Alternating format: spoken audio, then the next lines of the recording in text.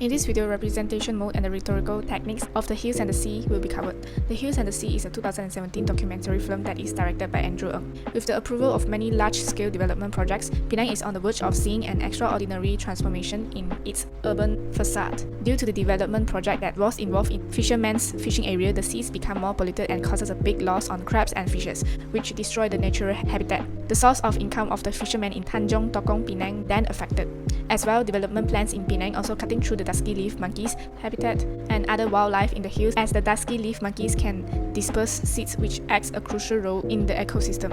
Representation modes such as expository and observational modes are well included in this documentary film. Expository documentaries aim to inform and persuade frequently through an omnipresent voice of God narrative devoid of ambiguous or lyrical terminology.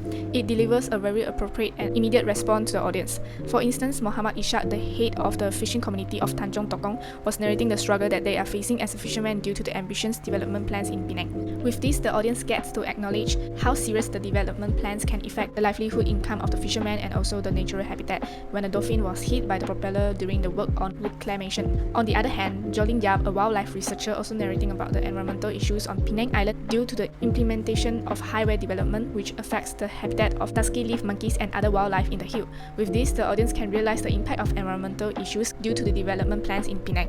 Besides, the observational mode is also applied in this documentary film. It is a genre of documentary filmmaking that tries to capture real-life situations without interfering with them. In The Hills and the Sea, the interviewers for the most part are involved in the film and become part of the documentary.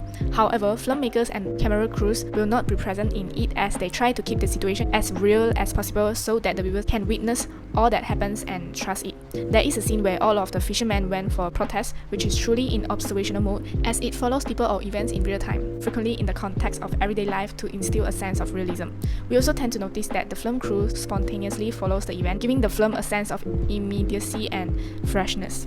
Nevertheless, rhetorical arguments such as the argument from source and viewer-centered arguments are used in The Hills and the Sea. For the argument from source, the film utilizes reliable sources of information to make an argument such as first-hand accounts of events. Muhammad Ishaq provides the facts about the development plans of Penang by providing the government reclamation plan. However, he said that most of the fishermen did not receive any education, which caused them to require a person to read and explain to them.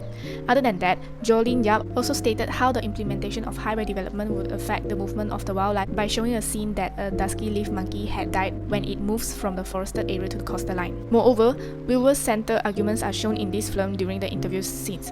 It makes a point by appealing to the emotions of the audience. We can see from the scene where Muhammad Ishaq is not satisfied with the way that the government decided to pay them 15,000 ringgit as a consolation. He tends to argue that the source of income for fishermen is deeply affected due to the development plans in Penang. Also, during the first forum, arguments by Jolin Yap through the construction impact of the road for the wildlife had brought the public attention, which let her have a chance to voice up her concern in a meeting with the stakeholder and environmental impact assessment team. In conclusion, it is great to watch The Hills and the Sea, as it brings issues that all of us need to more emphasize on. I truly hope that more of this kind of documentary film will be released in Malaysia to bring consciousness of the environment's importance to society.